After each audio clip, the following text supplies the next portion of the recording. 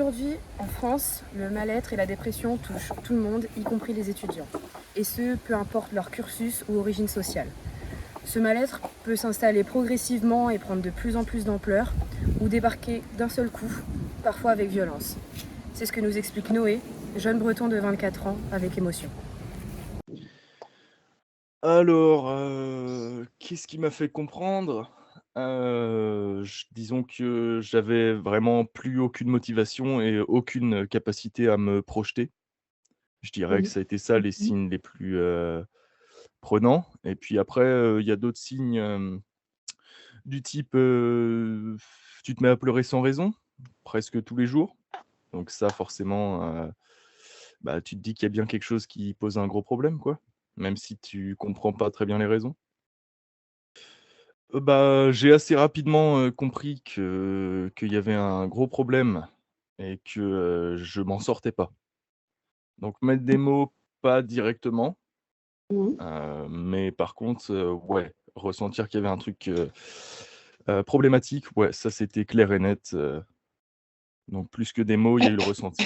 Les mots sont venus après, justement avec de l'aide où là, ça m'a permis de bien mettre des mots dessus. Même si en soi, j'ai commencé un peu par moi-même à Mhm. définir, que j'allais pas bien, mais ça restait très vague, quoi. Les parents peuvent parfois se sentir dépassés par la dépression de leurs jeunes adultes. Certains vont prendre cette situation à la légère en se disant que ce n'est qu'une passade et que la jeunesse permet de tout réparer. D'autres, comme le père de Noé, prennent les choses en main et tentent de les accompagner au mieux en les dirigeant vers des professionnels de santé. Bah, déjà, en fait, moi, j'en ai fait 2, 2 dépressions distinctes. Donc il y en Mhm. a une, la première, la cause, c'était une, relation terriblement toxique, qui, m'a détruit.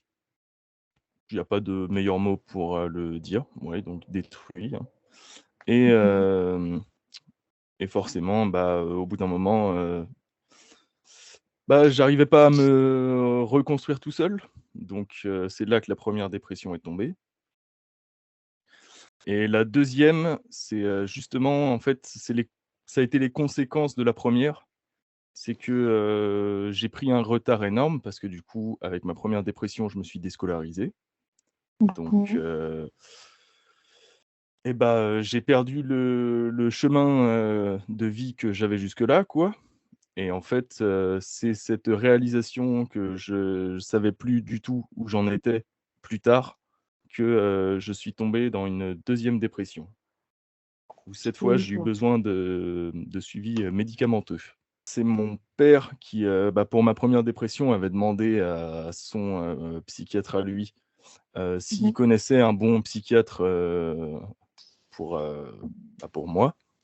Donc il m'a renvoyé vers, le psychiatre qui m'a bien aidé, qui était un pédopsychiatre, donc était bien spécialisé, pour moi.